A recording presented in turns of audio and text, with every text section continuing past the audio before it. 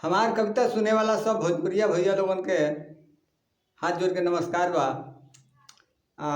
हमरा कहे के बा कि यदि हमार रचना रउआ सबके अच्छा लगता तो तनी लाइक करी।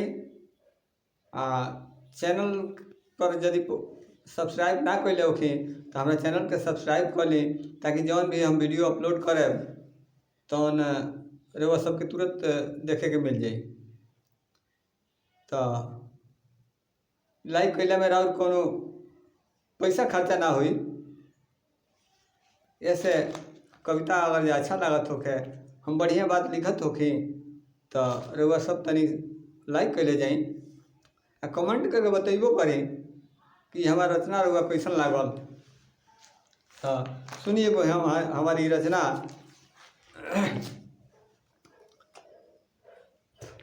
कि सगरी लोग गइल बौराई, कि सगरी लोग गइल बौराई, तके समझाइए भाई। सब लोग गइल बौराई, तके समझाइए भाई। अरे दुख के काम करे सब कोई, सुख के लागल आशा। दुख के काम करे सब कोई, सुख के लागल आशा। 5-25 में फंस के भैया जिंदगी भइल तमाशा।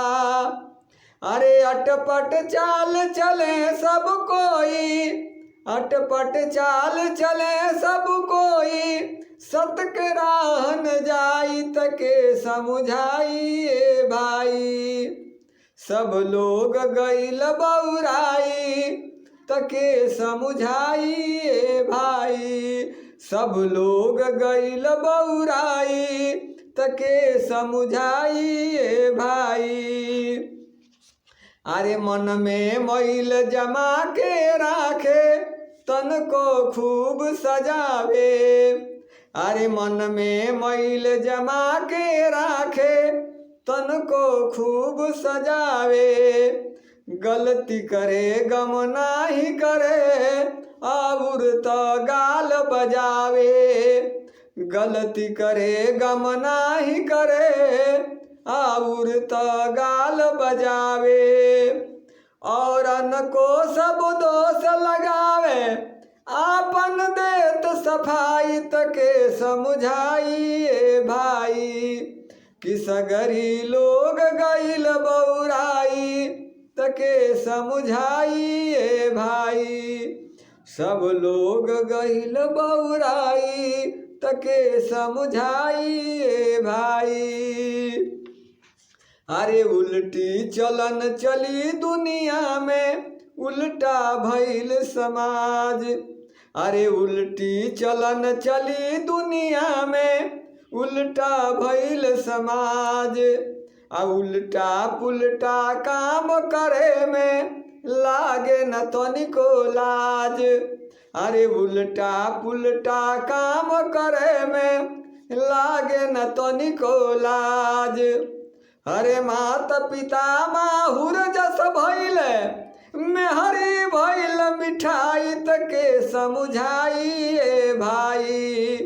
कि सगरी लोग गइल बौराई, तके समझाइए भाई।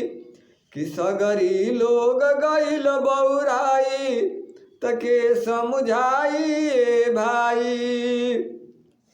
अरे बेईमानी तन घुस गइल बा, अब संतोष भागल।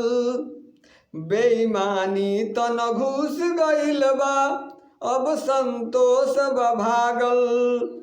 दोसरा के हक मारे खातिर लोग भइल बा पागल। अरे दोसरा के हक मारे खातिर लोग भइल बा पागल।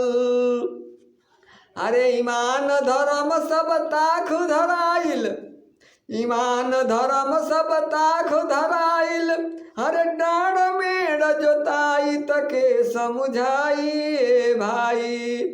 कि सगरी लोग गइल बौराई, तके समझाइए भाई। कि सगरी लोग गइल बौराई तके समझाई भाई।